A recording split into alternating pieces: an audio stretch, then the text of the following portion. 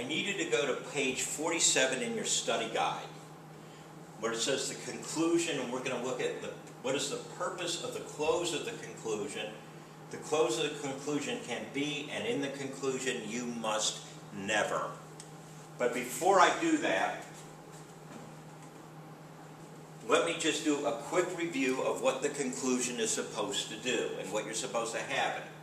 Just like your first speech, you're still going to restate your thesis and summarize your main points.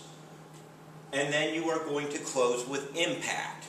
Now remember, the purpose of the close, or close with impact, is, purpose of the close is to leave a lasting positive impression. Now, one of the problems I had with Jeannie's speech in terms of leaving with a positive lasting impression was her song. I know she tried really hard, and she seemed kind of sheepish, and her little mouse ear was kind of crooked. My concern is that would be the last thing that people would hear, and that's what they would remember above and beyond anything else. So you want to leave a lasting positive impression. In terms of your choices for a close, it's kind of like the same for the introduction or the attention getter. You can end with a statistic or a fact, a story, a quotation, a question, or a visual or audio image.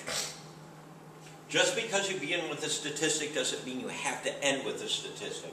You can begin with a statistic, end with a story. You can begin with a story and end with a quotation, or begin with a quotation, end with a question. Begin with a question, end with a picture. It doesn't really matter to me. Or again, you can do things in combination, like have a quotation and a picture at the same time. So you have your choices here, but you want to leave a lasting positive impression. And finally, remember, in the conclusion, do not bring up new information. So in terms of your conclusion, remember, you're going to restate the thesis and summarize your main points.